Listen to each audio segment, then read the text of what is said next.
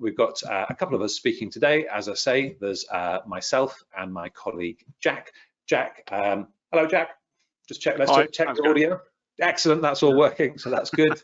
And Jack heads up the sports and gaming team here at Receptional. Is going to be talking about SEO and creative content, which I'm absolutely delighted about. And then I'll be looking at YouTube and areas for growth. And I know these are strange times in which we're living, so I make no apologies for the fact that we're looking for opportunities within the market. My feeling is that I don't have the patience, I'm afraid, to be a nurse, and I don't probably have the academic background to be a doctor. But what I can do is help businesses, and at the moment we're helping clients to generate more business. And if ever the economy and society needed that, then now's probably the time. So we'll be looking for opportunities within the market as we see them at the moment, taking into account, lots of volatility over the past few weeks, some of which Jack in particular will be touching upon. Now this is a series of webinars that we've been running really since the start of the coronavirus crisis, which we are calling the pajama webinars. Pajamas, of course, not compulsory, but some of you will have attended last week when we had a representative of Google talking alongside Matt, who heads up the PPC team. And so we'll be building on some of that information, but that information, as I will share it in the chat box in a second. The recording of that webinar is also available on our blog for those people who missed it. And there's some quite nice insights there from Google as well as from Matt on kind of PPC and how the market is changing. I'm not going to duplicate that information today. But we will kind of mention it in passing, I'm sure, a couple of times during the afternoon. So I thought what we'd do is Jack, if we start with a poll, and then we come onto your slides in a second, if that's okay. So sounds good to me. What we will do is we will ask this question: which channels are you using in your online marketing at the moment? Because obviously SEO and YouTube are kind of very different channels for us to be using. So what I will do is just test the technology. I will choose that question in the poll. I will launch it. It's possible that, and Jack will confirm this now, that the questionnaire is in front of you and you're able to tick as many of those boxes as you want. I can confirm it's definitely there, yeah, 100%, yeah. Excellent. That's good. That's good to hear. I don't get to see quite the same thing as you at this point, so I'm taking your word on it that people are filling out that poll, which I can see that is what's happening. So we're collecting responses. We'll run a couple of polls during the course of the afternoon, and hopefully that just helps to benchmark what you're doing versus what other people in the same market are doing. So the audience today is all senior marketers from the gaming sector. So hopefully the answers we're getting are representative of what your peers are doing at the moment. So we're just finishing collecting responses there. A good number of you have voted. I'll give it 5 more seconds, and then I will close the poll and I will show you the results. There we go, and I will share them, and hopefully then, Jack, you can see the results as well. Wow. Yeah, not surprised there. So what I'm seeing is 91% of people in the webinar are using organic search, which I suppose is no surprise given that you're speaking in a second, and people are interested in that as a topic. And the majority of people are then using paid search, display advertising, paid social, but a minority are using YouTube. So we've what we're talking about today is the most popular channel and the least popular channel, and so we'll have very different takes, I'm sure, Jack, between us on the approaches that are needed, in what is, I think we all agree, gaming is an incredibly competitive market. So I will hide those poll results, but I think it's really instructive that within SEO it's hugely competitive, and within YouTube there's probably fewer people using YouTube. I think the gaming market is incredibly advanced, and probably more people than we would see on a representative poll in other sectors. So some markets, only 20% of businesses are using YouTube. So probably more advanced, but still plenty of scope for those people who aren't using YouTube at the moment to kind of investigate that. We'll come to YouTube in a bit though, because for now I'm going to hand over back to Jack. So thank you for completing the poll. Jack's going to talk about SEO and content. So there you go, Jack. Oh, lovely, here we go. Let's make sure I click the right things. Cool. Well, let me just make sure. Can you see my screen? I can indeed. I'm seeing driving casino acquisitions with creative content. Away you go, Jack.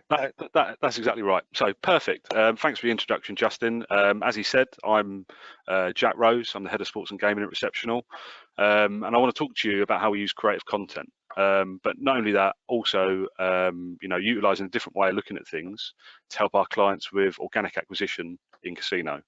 But Justin's introduction of me wasn't particularly long, so I'll give you the longer version. Well, we'll do if my keyboard works. There we go. So a little bit about me. I'm a keen fisherman, angler to some of you, if you know the lingo. So most of you will probably think I just turn up at a lake, flick my rod out, and that's me done. But my fishing is completely different to that. So I predominantly target sort of large, up to sort of 1 to 300 acre gravel pits.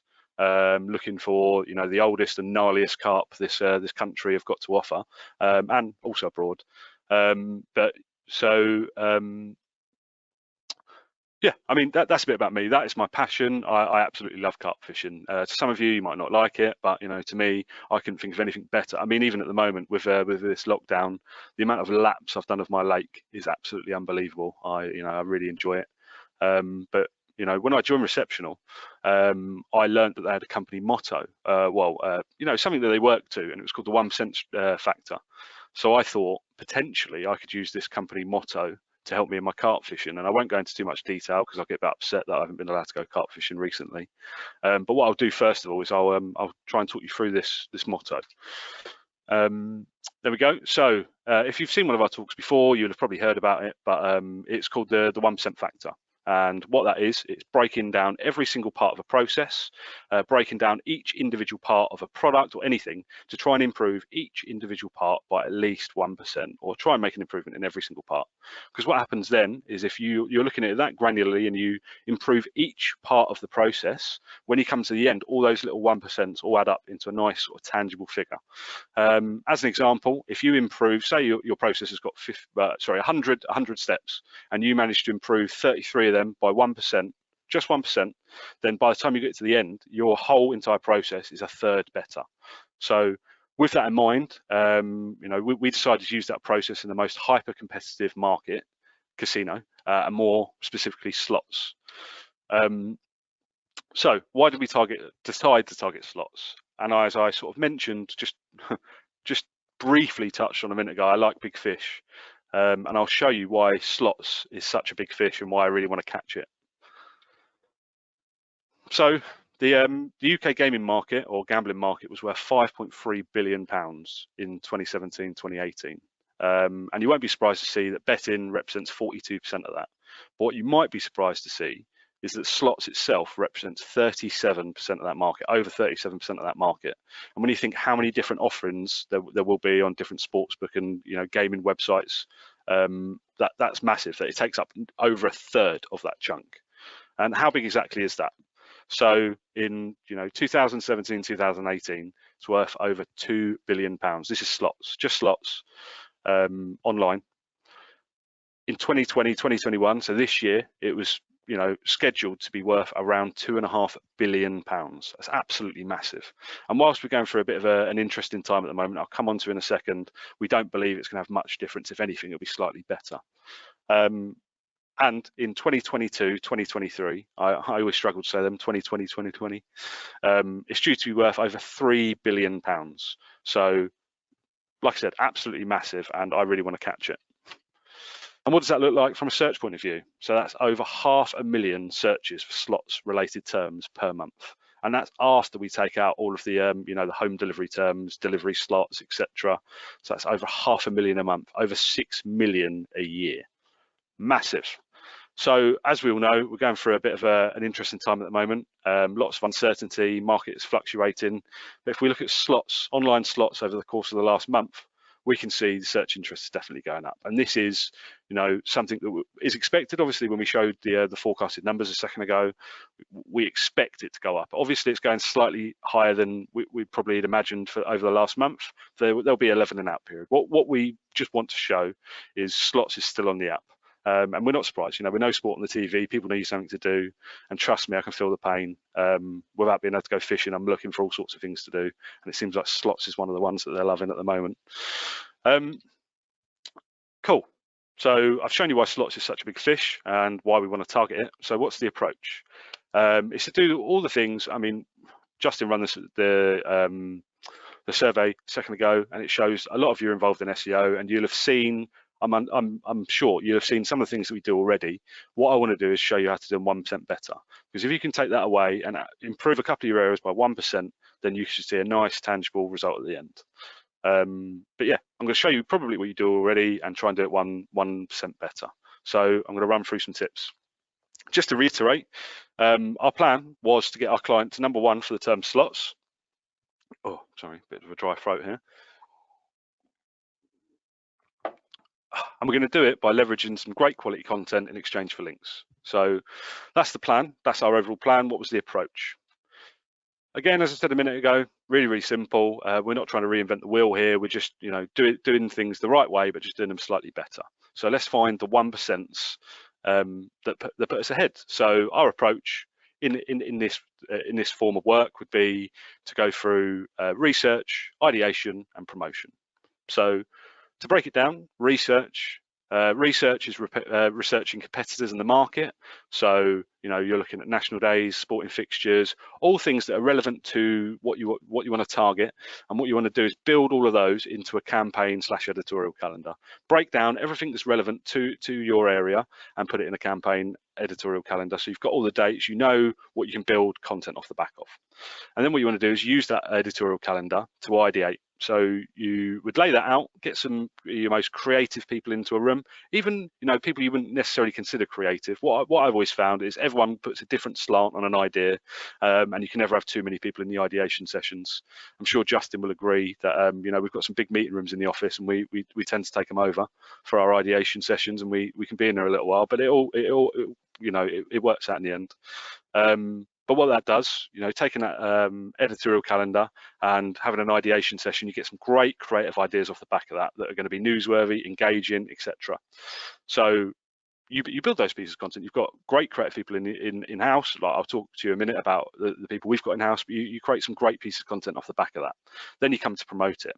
So, you know, the newsworthy and engaging content that we produce, we outreach to relevant, high-quality publications. Because the content's great, they want to take it, and we generate some great links. So cool, that's the approach. So where do we find the additional 1% in each part of that process? So let's start with the research. And just to go over it again, it's really, really simple.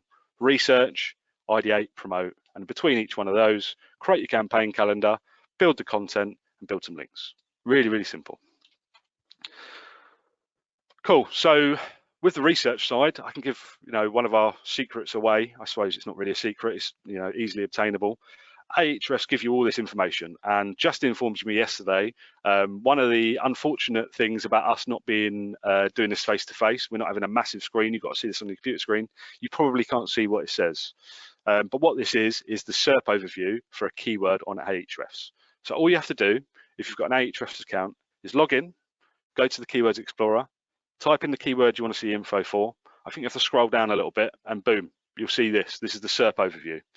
From here, you can see what your competition is doing from a link point of view for the keyword that you're looking to target.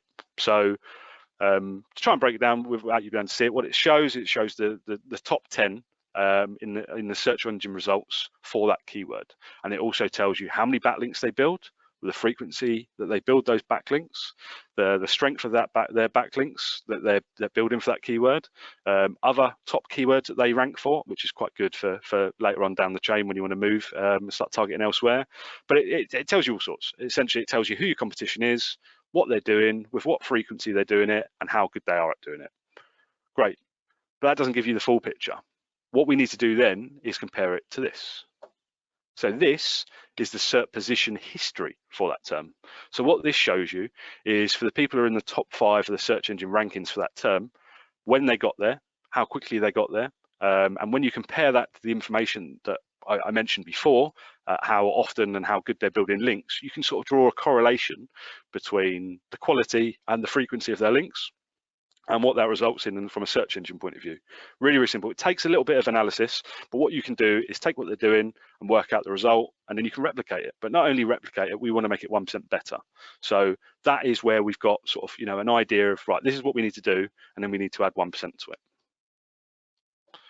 So let's move on to the content. So I spoke about our ideation, and we've got two further sort of things that go within our ideation to make sure our campaigns are as relevant as possible. So we've got monitor and we've got react. So monitor is, again, fairly straightforward. Like I said, I'm not going to tell you anything that's too difficult here. Monitor is just keeping an eye on that campaign and editorial calendar that we said to develop earlier. Make sure there's no changes to sporting fixtures, etc. What we're going through now would represent a massive change to that, but there are minor changes. Sporting fixtures can change dates, new legislation that comes out that stops you being able to do a certain activity before you've been able to do it. Just monitor your editorial calendar and make sure everything on there you are able to do and it's all fine. And react, so reacting is to the unexpected, like this virus. I'm guessing 3 or 4 months ago, none of you in your editorial calendar would have had anything to do any content or releases about coronavirus. You probably wouldn't have heard of it, but because it's come up, you have to react to it. But not only just that, so we use a few different tools for our react. What we do is we've got a response source, and if you haven't heard of that, it's an email subscription service that you can set up certain sort of niches, so like gambling, etc., where journalists will outreach. Well, an email will go out to everyone in the subscription and let you know what they're interested in writing about, etc. So you can, on behalf of your client, release some content, about that, or you can get that as an idea. That's what they want to talk about, etc. Social media. I mean, it's a really obvious one. Set up some alerts on social media, see what's trending regularly in the sports space. You can amend your trends for different niches. You can set it so you want to see trends in sports, in all manner of different things. But yeah, monitor social media, because that's quickly what's happening. It's a lot faster than everywhere else, but you can get a really good idea what's happening. And Google Alerts. So Google Alerts, simple. You can set up alerts in your niche for a certain keyword, and you can get an email sent to you with new news pieces that are relevant to that keyword, that mention that phrase, that mention that person or that game or anything. And they come through, and you can see what's being written about. You can see the quality of the content that that's being created as well, and that will inform you what you need to create and what's relevant at the time you're reacting to that. So that is our monitor and react. So to reiterate, monitor, just make sure everything's hunky-dory. There's no issues with your editorial calendar. Make sure everything's still going ahead on the same dates. The worst thing anyone could do is schedule in some activity and it gets changed at the last minute. Blah. So monitor is that. React is just keep an ear to the ground, which is what I like the ear, and make sure you know what's going on and you can react to it. So really, really straightforward. So with these in mind, I've got a couple of different examples of content that we've done that each one follows one of these sort of ideation techniques.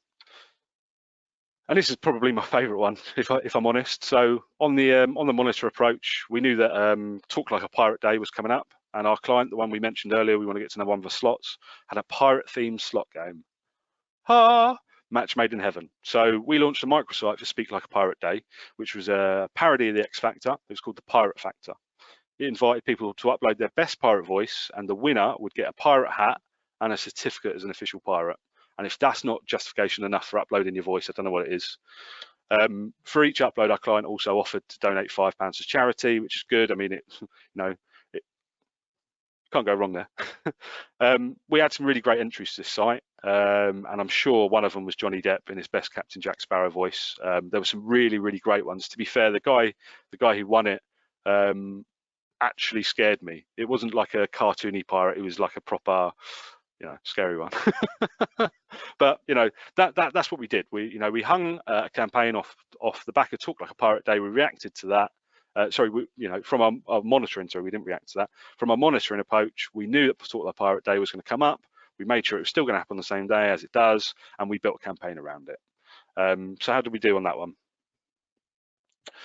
So the microsite generated 15 high-quality followed links from including national newspapers, and it was covered many more times without links. So a little tip here, in that situation, if you're running campaigns like this, I would say probably as a rule of thumb, 5 to 10% of publications will link back to you organically, and that's nationals, regionals, specific niche websites. with these sort of campaigns, you don't get 100% of the publications linking back to you. But if you've set up an alert, like I talked about earlier, that maybe mentions pirate factor, Google will start sending you alerts saying this person's mentioned it, this person's mentioned it, and you can check to see if they've linked to you. Sorry, and the ones that haven't linked to you, you can follow them up and say, look, come on, you've used some of our content, done you a favor, can you please link back to our client? You never know. You get some success going about it that way. Not always, but you can bump up sort of another 10% of links, from just following up on your activity. So make sure you put time aside to follow up on all the unlinked mentions. So another campaign we did, and this was more of a reaction. So we heard about a disagreement that was happening on social media around the time that we did this. It was about what the best music genre was. I think it went on for days. It was trending for days. And we wanted to try and settle it, but also to sort of jump on the bandwagon, because a lot of this is just sort of jumping on the bandwagon, seeing what's relevant at the time, and putting your 2 pence in. So we decided to use it on behalf of that client and survey the nation, and see what their favorite music genre was. So that client also had a music themed slot game. So, we've done all right here. Again, perfectly matched. So we sent out a survey to pretty much the nation. And when we got the results back, I was pretty surprised. Heavy metal and rock were the favorites, which I can definitely say is not my choice of music by any stretch. I couldn't tell you who these guys were on my screen. I just searched rock and that was it. But the results and the data that come off the back of that, we broke down into lots of different forms of content, from press releases, articles, infographics, etc. And we promoted them to all manner of different publications. So from national newspapers to niche magazines about music, to blogs about music, etc. Really branched out, and we made each sort of release bespoke to that area, just so it resonated a lot more with those publications. And let's see how we did. So the result. The campaign was picked up by 102 publications, which is pretty good. We knew it would be a divisive subject, people's taste in music. But yeah, we managed to be linked to them we got 30 links off the back of that, including from national newspapers, which is great. And this is to show, how controversial this subject was. I say controversial, how much interest there was in this subject. It also got 3,000 likes and 1,000 comments, mostly arguments or people saying you're wrong, on a Facebook post that went alongside it. So it just goes to show that there was that real sort of relevance and interest there at the time. And that's what the React thing does. If something's happening at that moment, people are really invested in it, and if you can jump off the back of it really quickly, you can get some great engagement, some great links. But when we're doing these campaigns, it's not all about these campaigns. As I sort of mentioned a moment ago, probably 10 to 20% maximum of the publications that link back to you when you're doing sort of press release campaigns and data-led campaigns. And you can't decide on the anchor text, you can't decide on the URL they're going to target. You can't really decide on too much. You can ask, like I said before, you can go in and say, hey, come on, do me a favor, can you change it around? But more often than not, they won't. So what you have to do is, at the same time, is create some supplementing, supporting content. Because those big links we built a moment ago from the national newspapers, etc., they're passing on a lot of sort of link juice. But it might not be exactly directed where you want it. It's given a lot of value, but what we want to do is be very specific, hyper specific, in fact.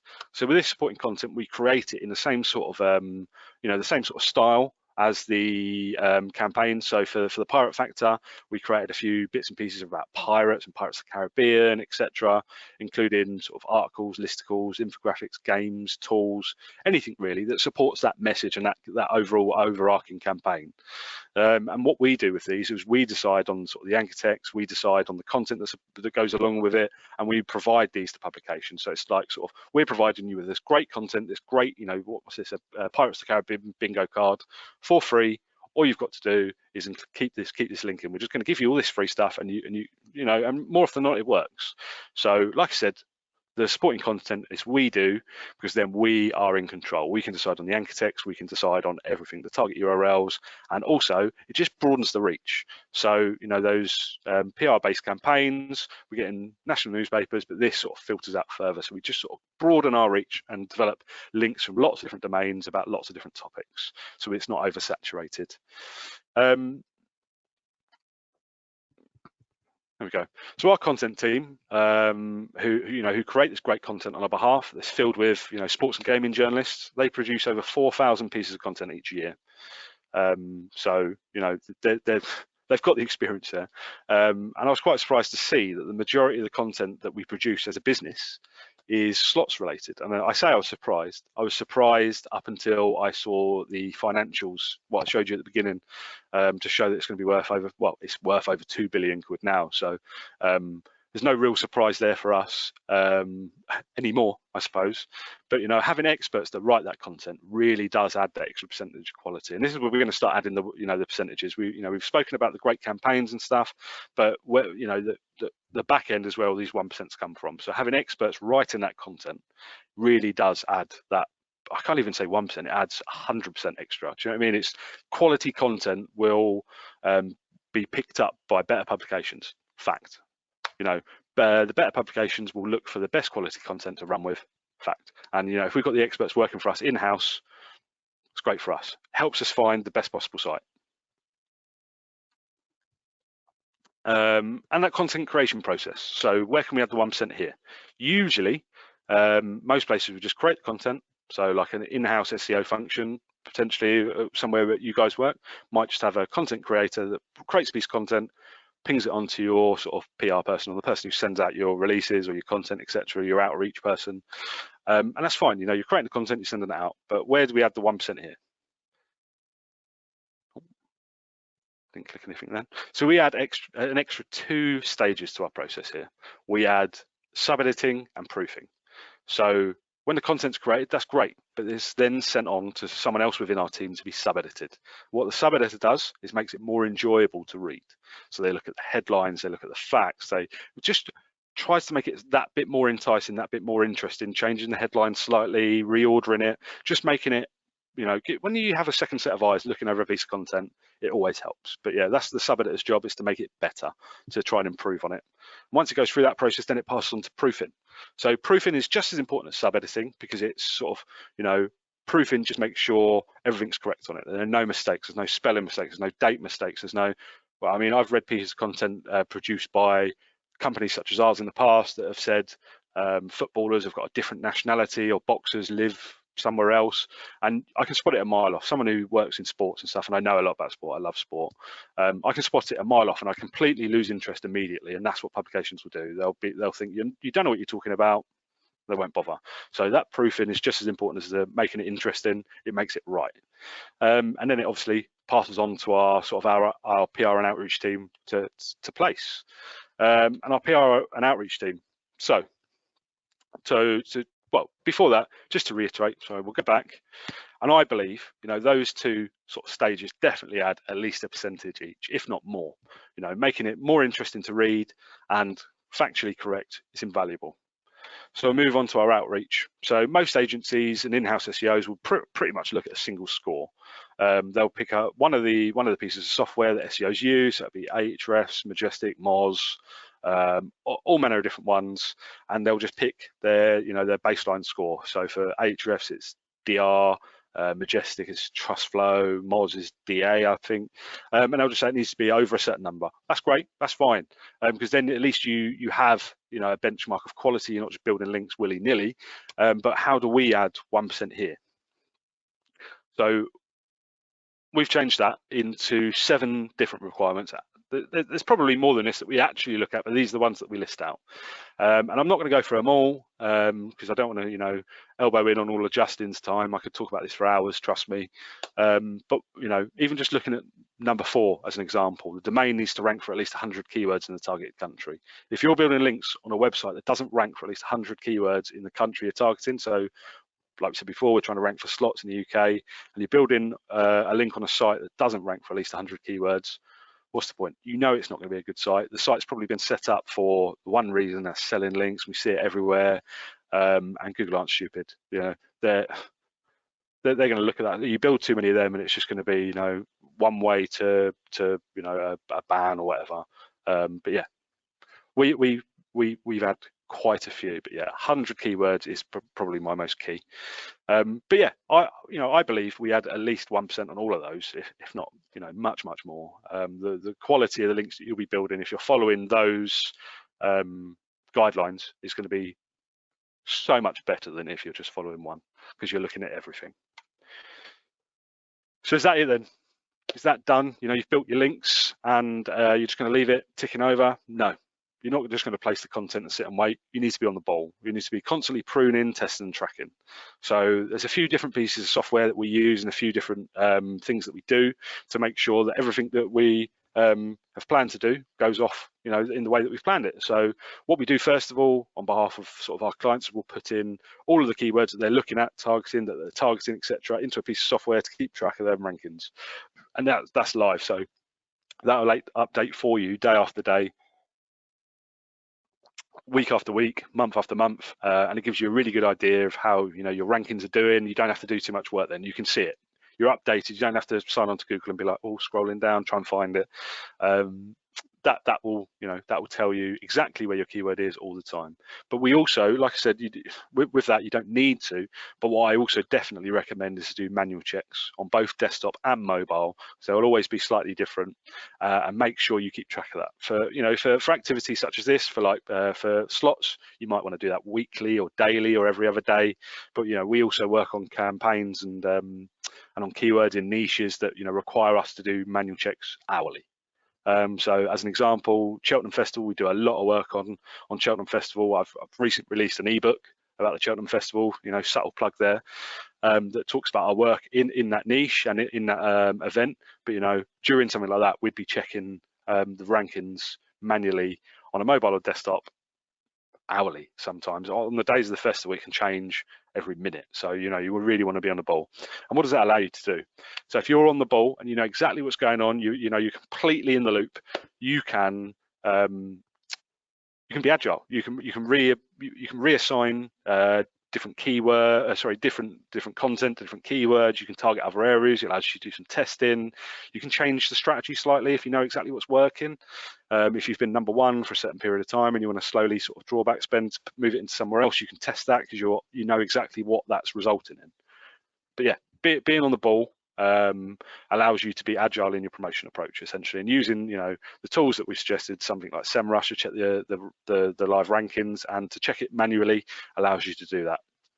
So cool. So we've looked at content, we've looked at outreach, we've looked at lots of different areas that we believe definitely add the extra 1%.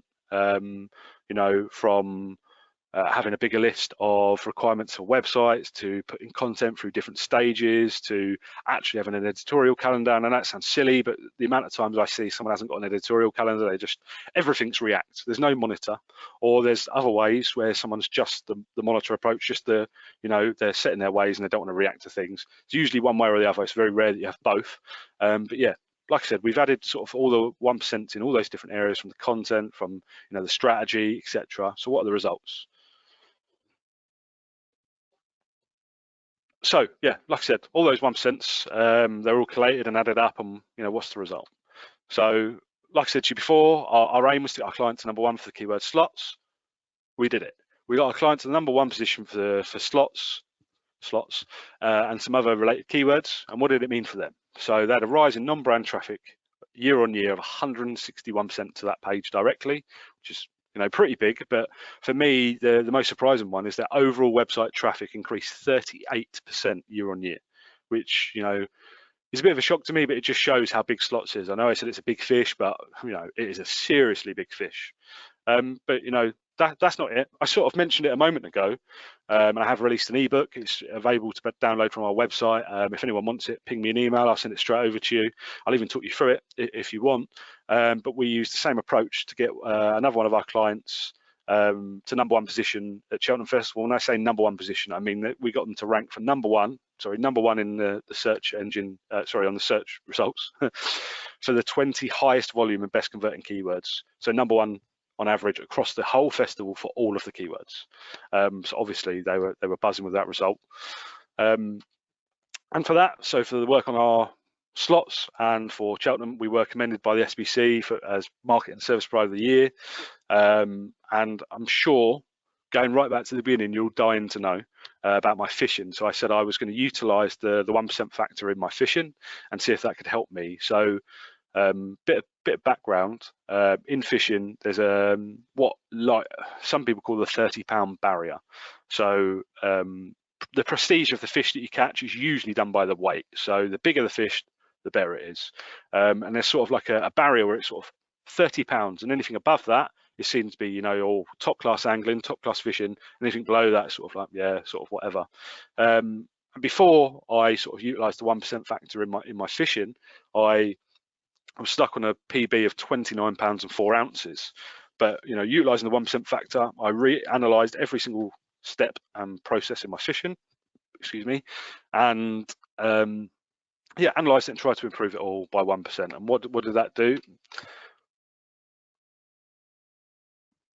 There we go. It helped me break my personal best. So I took my personal best from £29 4 ounces to £30 8 ounces. I can't even look. It makes me so upset. I'm desperate to go fishing. But yeah, utilising the 1% factor not only helped us master slots, master Cheltenham, but it also helped me master fishing.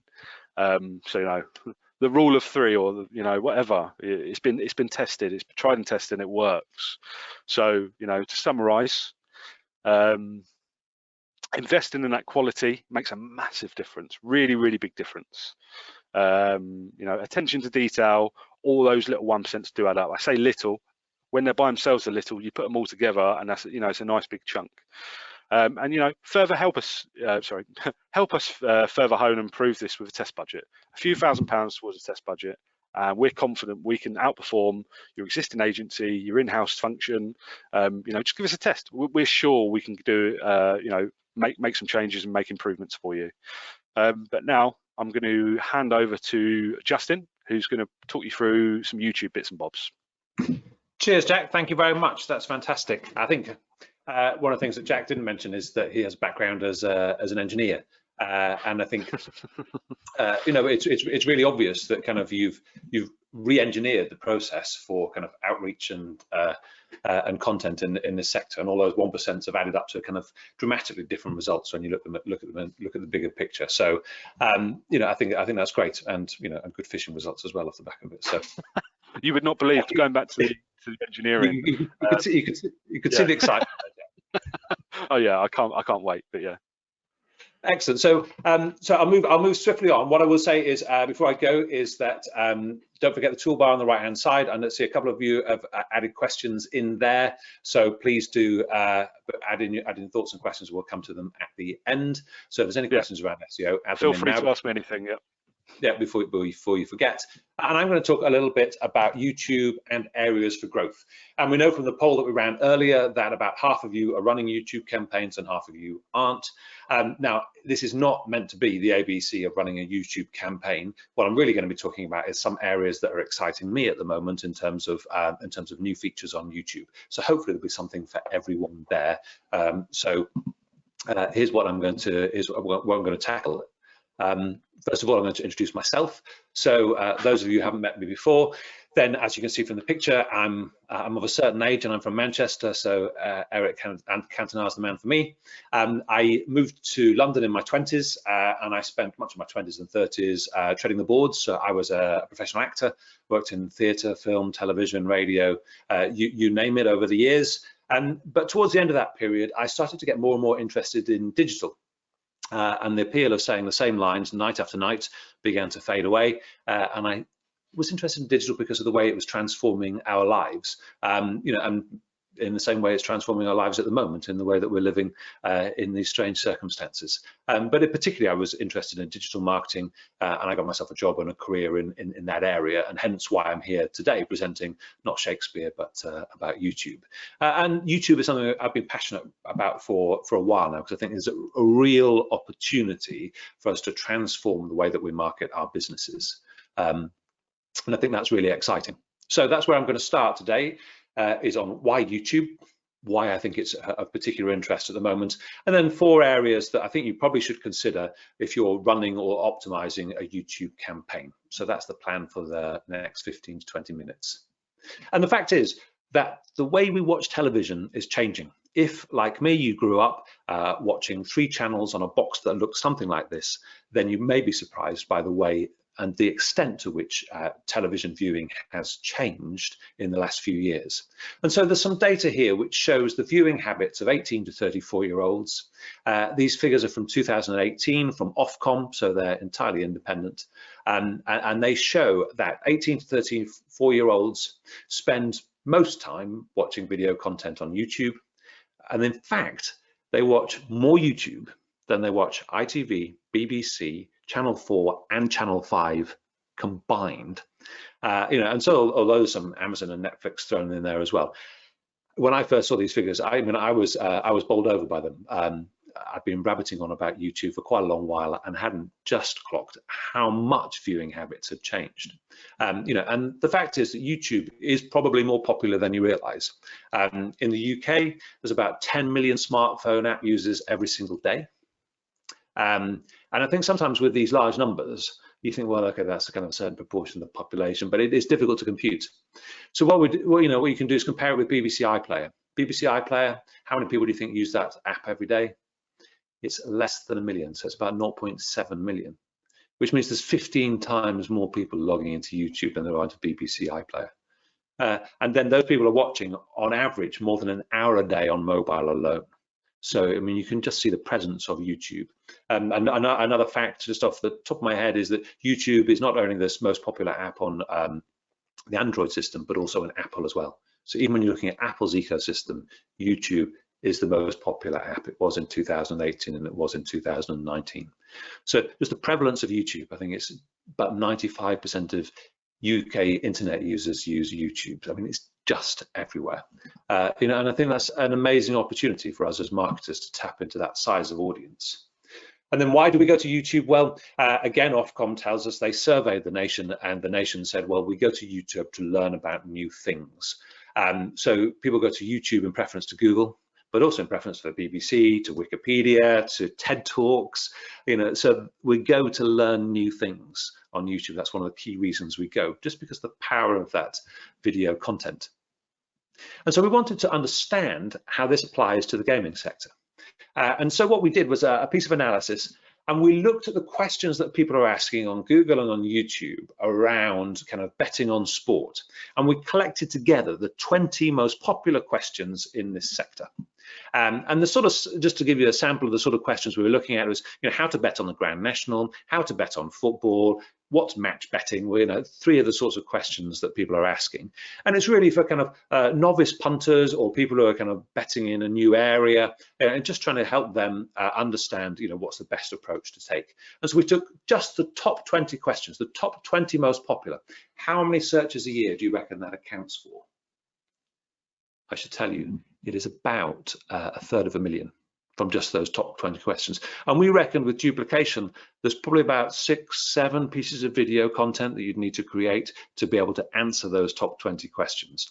And here's where video works, because that's not just great for your YouTube channel, it's also great for your SEO, because those are the questions that people are answering and you're providing an answer for. And it's great for your brand because, as we saw in one of the earlier webinars, consumers in this sector are interested in working with brands that they know and trust. And if you're answering some of those questions, then you're positioning your brand in just the right way for your audience. So I think there's lots of opportunity there to be able to kind of get your brand in front of people who are asking questions that you can then answer, which will promote you.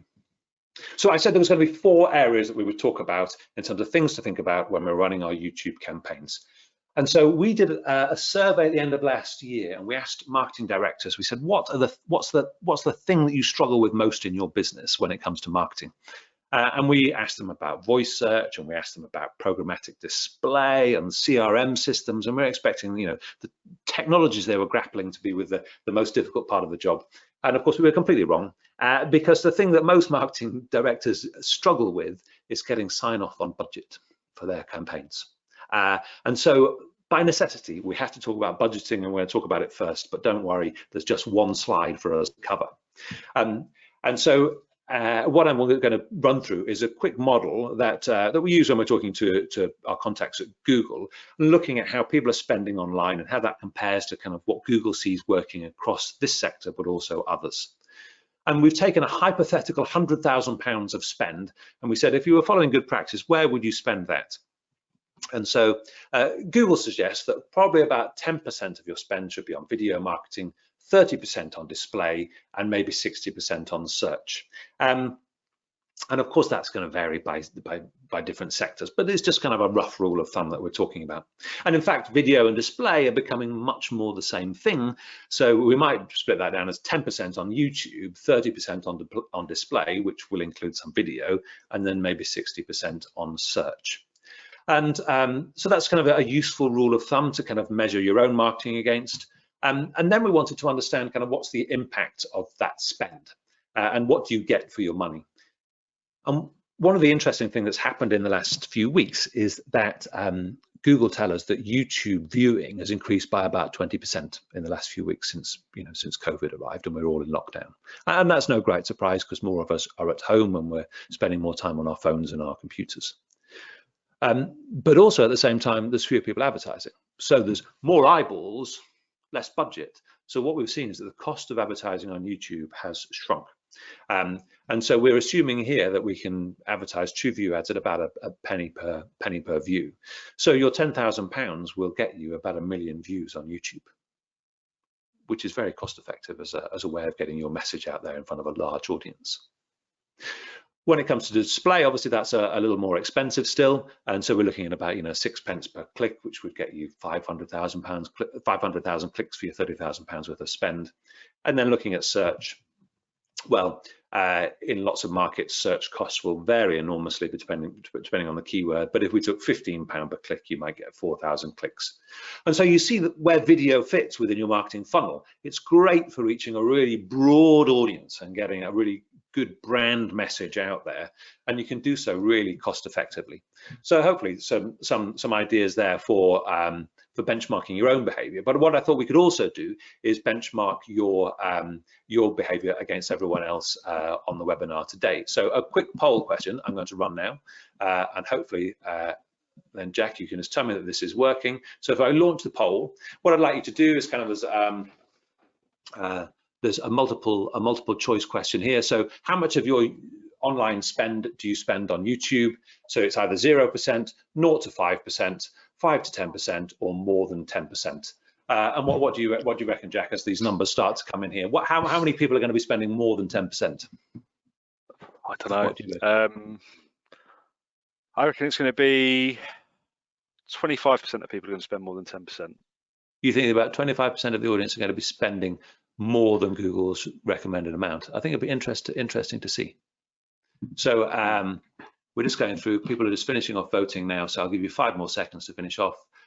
4, 3, 2, 1, and I will close that poll and share the results. And that's kind of wow. That's really interesting. There's a kind of a really clear split between people. A third of people are spending nothing. A third of people are spending 0 to 5%, and then a third of people are spending 6 to 10%. But almost no one is spending more than the 10% that that Google recommends. And so I think there's an opportunity there for all of us. If there's budget available at the moment, I would say to be testing YouTube. At the moment, it's particularly cost effective, and the audience is available in a way that it wasn't a few weeks ago. And see if we can to move that dial along so that we're still getting results for our YouTube campaigns, even we're spending a little bit more, or just testing in new areas to see what works, because it is really cost effective time to do so. So I will hide that now, and hopefully we're back again. Excellent, that's good. So let's move on, because the next point I want to talk about was principles of response. I'm talking about the content that you have in your video, because content, we know, is crucial to people interacting and responding to your video in the way that you want them to. And so what I wanted you to do was think of a brand that you really dislike, one of your competitors in the market, someone who spends more than you, who's got more market share than you, someone who makes your life really difficult as a marketer. And the chances are that that brand will look something like this. And what I'm going to do now is I'm going to show you the first 5 seconds of an ad from Bet365. And I just want you to watch that first 5 seconds, and then we'll talk about what we see and why it is that I think this ad works in lots of ways, and then some ways in perhaps in which it could improve. So I'm just going to play the first 5 seconds very quickly. So here it comes. 1, 2, 3, 4, 5. There we go. So I'll play a little bit more while it took my computer to react. So there's Ray in all his glory. And so in that first 5 seconds, what did we see? Well, I think we saw a couple of things. First of all, we established the brand and the proposition. So Bet365 establishes the brand. It's all about the in-play, establishes the proposition. And that's what happened in those first 5 seconds. And that's really important, because I think there's 4 magic ingredients that we can talk about in terms of what makes a good YouTube ad. And the first is what we call transforming the narrative arc, which is a kind of a way of saying that in the past, television adverts were really luxurious. You had 30 seconds to talk about whatever you wanted to talk about. And often, the brand came in the very last couple of seconds, or there was a joke that made you sit up in the last couple of seconds. That's not possible with YouTube, because with YouTube, you have to get your point across in the first 5 seconds. Otherwise, the listener turns you off. They just click and they don't see the rest of the ad. And so you don't get your point across. And so I think one of the things that this ad does from Bet365 is it establishes that brand and proposition within the first 5 seconds. And it gives you Ray Winston, who lots of us can relate to, or at least the target audience can relate to, as a reason for carrying on watching. The second thing is that it works well on mobile because the simplicity of the shot. So about 80% of your audience is going to be watching on mobile. So it's really important that your video content suits that format. The third thing it does is it allows you to customize your content, because it's all about the in-play. It allows you to to change up the offer, so the video is created in a modular way, and you see all the different offers coming across as text. Allows you very quickly to adapt that ad depending upon the circumstances and of how an event's happening. But you might do a similar thing if you were going out to an audience that liked rugby. You might have some rugby footage. If you're going out to a football audience, you might drop in some football footage. The rest of the ad would be the same, but you're just tailoring the content slightly to the people that you're trying to talk to. And then the fourth thing that we'd recommend, which I don't think the Bet365 ad does as well, is to tell stories. And so we've got data from Google where they've done surveys, and you get a 70% better brand recognition and brand warmth from telling stories in your ads. And that's no great surprise, because stories are everywhere. We grow up with fairy tales, we have the cinema, the theatre, we have films and books and all the rest of it. And storytelling and being told stories is just an innate part of what it is to be human. And so it's no great surprise that brands that tell stories get better recognition and better emotional reactions. And that's why Google has released a new beta. So some context, Receptional is a Google Premier partner, so we get access to beta features on YouTube before they get released to the rest of the market. And one of the features that we're quite excited about at the moment is a feature that allows you to sequence your video ads. So when someone has watched the first ad, you then show them the second ad and the third ad. And at the same time, someone else in the audience might not have seen any ads yet, so they may be still waiting to see the first one. So you've just got the sequence of ads that you can show people, so you can tell a story in a really natural way. And there's some different suggestions for storytelling formats that you can see on the screen there. So there's the mini series, which is, the traditional Nescafe Gold Blend TV ad from the 80s, where you tell some kind of drama. You've got the tease, amplify, echo idea, whereas you might have one ad that really goes into a lot more detail about your brand and the services that you offer and why it's an advantage to work with you as opposed to someone else. And then, of course, there's the Bet365 example. It's probably much closer to direct shot. So just keep whacking you over the head until you kind of got the brand and it's kind of sunk in. So different storytelling styles for different brands some will work better than others. But some examples there, the sort of stuff that you might think about when creating your YouTube content. Now, of course, it's not everybody that has the budget to employ Ray Winston and to kind of spend in the way that Bet365 does, and we understand that. So there is another beta which Google has released recently, which allows us to create YouTube ads using machine learning. So some of you will have seen the ad that we created to promote these webinars, and that ad is entirely created through text and imagery, which gets uploaded to YouTube, and then YouTube, using machine learning, creates the ad and makes it look like a video. Actually, there's nothing moving. It's all kind of, it's all done with animation as opposed to kind of any video footage. But the great thing about that is you can create an ad that talks about, the key benefits of working with you. You can do it, really, really cheaply. You can test the audience and you can see whether it works before you spend all of your budget on hiring Ray Winston. So that's a really nice feature there that we're testing and is working really well. In the course of a morning, you can put together a fantastic video for about 15 seconds that allows you to test the market, so that you then know what content you want to create once you've got your Hollywood production up and running a few weeks later. So that's a nice feature there that's available from YouTube at the moment. The next area I want to talk about is targeting options. And I think targeting in YouTube is state of the art. It's as good or better than any of the other platforms that we work with, whether that's Facebook or LinkedIn or even the rest of Google Ads. So I haven't got time today to talk about all the different targeting options. So I thought I'd start with showing you just some examples of what's available if you wanted to target me as an individual. So I just got my phone out and I took some screenshots, and here's what Google knows about me. So I don't know how well you can read that on your laptop, but it knows that I'm 46 years old, that I'm a man, and here's some of the brands that I've searched for recently. I can feel you judging me. And then some more brands on the next screen, and then some of the things that I'm interested in. So surprise, surprise, I'm interested in advertising and marketing.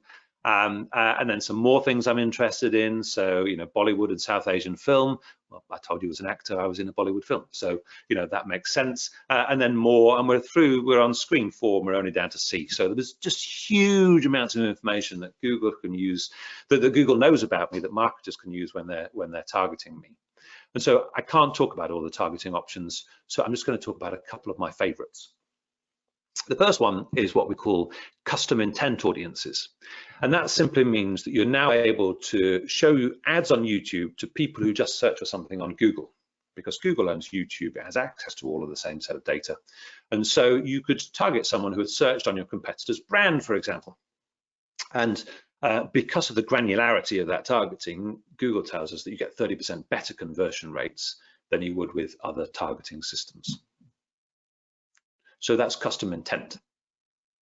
And what we've done here then is just looked at the market. And we say, well, here's the top 5 operator brands within the UK and the number of searches that they get. And so if you wanted to target just Bet365 searches, there's 34 million of them every month that you can then go out and target. So you could run a campaign, a video campaign on YouTube that just targeted people who searched for Bet365 within the last 7 days, and you could talk about the benefits of your app versus their app. And one of the things that we know from the webinar that we ran last week with Google is that they tell us that kind of lots of people, particularly younger demographic, but kind of lots of potential customers will have 4 or 5 apps on their phone, which they will use for different purposes.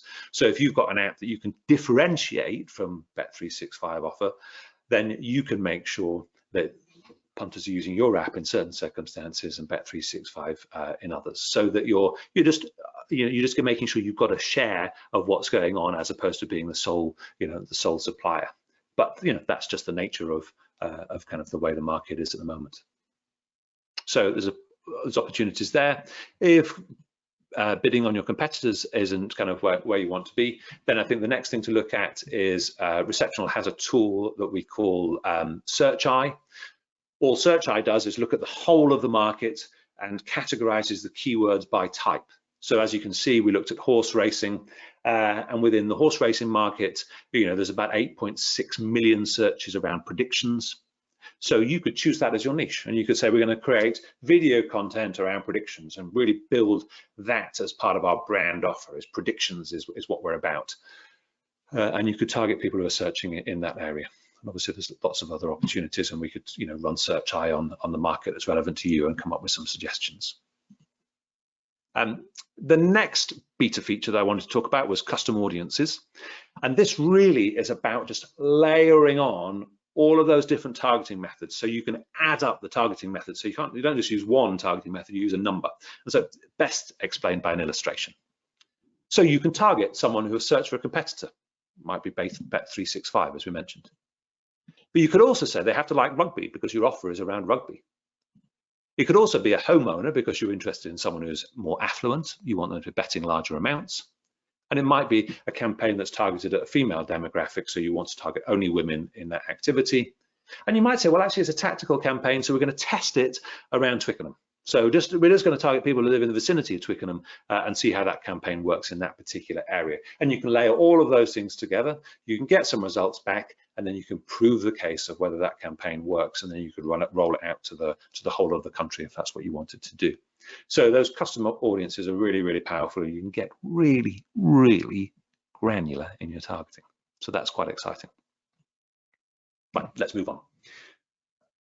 All of us, I think, are here not for the good of our health, but we're here with commercial intent.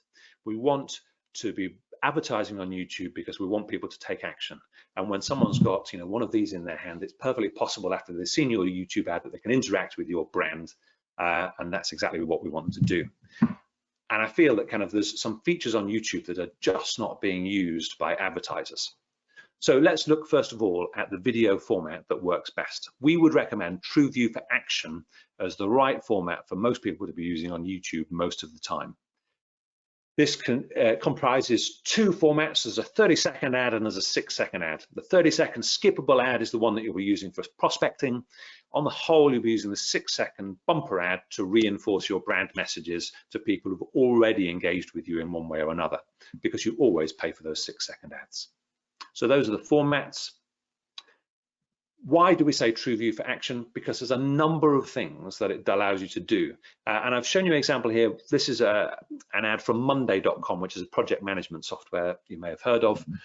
And I looked around gaming brands, and I interact with a lot of gaming brands, and I couldn't find anyone who was following best practice other than the clients that we work with, who I could show you here independently. And so I've used an example from a different sector, because the sort of stuff that we want to be doing on YouTube is including the banner ad overlaid on the top of the video. We want to be creating a banner ad beside it. We want to be having end screens with a really clear call to action, because YouTube's a lot more like direct response TV without the cheesiness, because people can interact with you there and then on their mobile device or on the desktop. So I don't see examples of people doing that in this sector, and I think that's a massive missed opportunity, because actually generating leads from YouTube, we see from the work that we do, can be as cost effective as search, and I think this is a massive missed opportunity to get people to interact with your brand.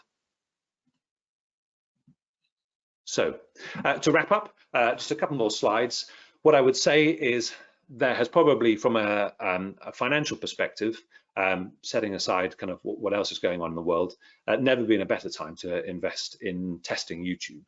So for the half of you that aren't testing YouTube, I would say that Receptional can help you over the next couple of weeks put together a YouTube campaign plan. And if it's only at a small level, just be testing some areas where you need particular support in your activity by running campaigns on YouTube. And so if you want to get in touch afterwards, I will include my email address on the final slide. Up next, we have another webinar next week. We've got a guest speaker from Google again. Sabir is going to be talking about YouTube. So you can sign up to that event at the address there at bit.ly/YT with Google. And so if anything that we've been talking about has been of interest today, then do sign up for that, because you'll be able to kind of ask questions of Google and YouTube, a YouTube expert in particular. So do sign up for that next week. And what I would say is in about an hour's time, after the end of this webinar, we will send you an email which will have a survey question in it. We'll ask you about kind of how you found today's webinar and any thoughts on how we can improve. And then include in there any questions you've got for next week, because I've got a call with Sabir tomorrow. We're going to talk about the content for next week's webinar. And if there's stuff that we've missed out today, then let's cover it next week so that you all get a chance to kind of hear what you want to hear in the webinar, because the whole idea was that it should provide some kind of value for the people who are attending. So sign up for that, and do let us know about any questions. And while we're on the subject of questions, do fire them through, because I think we're coming to the end now. So I'm just looking to see if we've got any questions coming in. Be typing them in at the moment, but otherwise, what I will do is I will share in the chat. I think there's a couple of things there which I've just put through.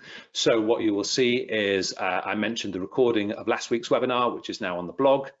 And I also have included Jack's details and my details from LinkedIn. So if anybody wants to connect on there, then they can do so afterwards as well. And I'm just looking to see if there's anyone got any specific questions.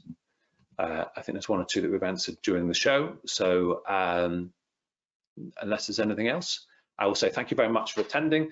Jack, thank you very much for all your efforts in terms of putting all that together, all of that material. I'm sorry you're not fishing at the moment, but I think for all of us, we're all waiting outside one day soon. Go and enjoy ourselves. So thank you very much for attending, everyone. I hope to see you soon. Thanks a lot. Bye-bye. Thank you very much.